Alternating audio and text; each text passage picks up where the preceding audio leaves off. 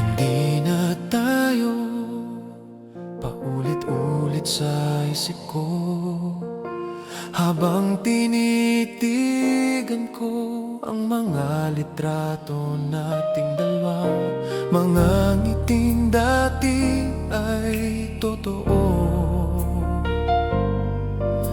ngayon parang panlilin lang na lang.